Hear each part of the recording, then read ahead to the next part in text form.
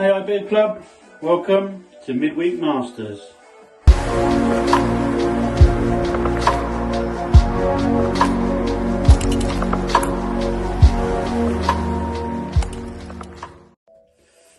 Hey guys, it's me, Jamie Cox, owner and founder of Opie's Beard Co.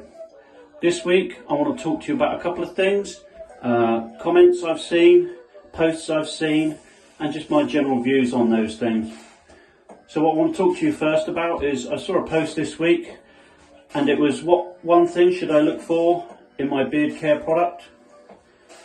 Obviously a ton of comments, and here's my take on it. The one thing you should be looking for in your beard care products are cosmetic product safety reports.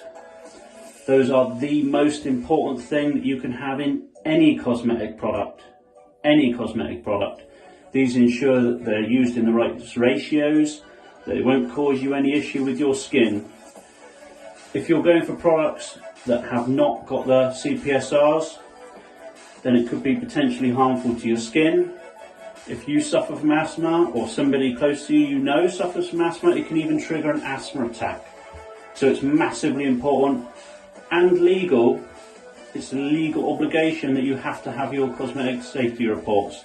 So that is the one most important thing you should be looking for in your cosmetic products, whether that be beard products or any other cosmetic product that you use on your skin, anywhere. I did see another comment on it, and I can't remember the guy's name, but his comment was, you should not use a product if you can't pronounce the name on the ingredients list. And I think that's wrong for a number of reasons. Number one, can you pronounce this word? Tons of people over the industry, even guys who make beard products, are pronouncing this word wrong. Now it says jojoba, but it's actually pronounced jojoba oil.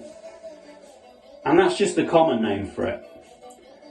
When you make cosmetic products, you don't legally have to put the common names for the products on your ingredients list.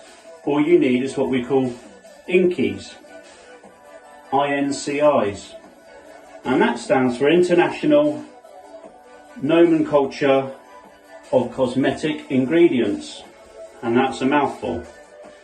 And if you take a look at any of those, I guarantee you will not be able to pronounce maybe 10% of them. So it's not too important to look at the ingredients list, and if you can't pronounce them, because as I said, you won't be able to pronounce a lot on the ingredients, so you'll never end up using anything. So that's all I've got to say about that one. I've seen another couple of posts about how do I get my beard to grow quickly? That's a common thing that we see it everywhere across the beard community, and the simple answer is this: you can't. Just make sure you're eating right, getting exercise, make sure you're getting your beard oil, and drinking a ton of water is hugely important. Those things, and then it's just patience. That's all you need. The last thing that I want to comment on is I saw a post from a gentleman, and he was about a month in, and he was thinking about shaving his beard off because he could see his skin under his beard, where his beard had started to come in, and he was afraid it was a bit patchy, wasn't coming in correctly. My advice, let it grow, let it grow. You cannot expect for it to be full and thick within the first month, 2 months, 3 months, hell, it could take 6 months. As your hair grows longer, it will cover all those gaps. It will cover all the gaps in, it will fill all the gaps in. You just need to be patient, believe in what you're doing. Just take a picture at the first of every month and take a look in 3 months' time at your picture from month 1 and month 3. You'll see a massive difference. Just stick with it.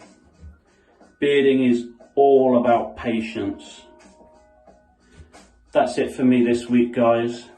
I'm off on holiday at the end of the week, so the store will be closed for a week, but please check us out at opiesbeardco.co.uk Remember, you've got a 10% discount with iBeardClub. If you're a member at the iBeardClub.co.uk, then you've got an even bigger discount code available to you. Take care, guys.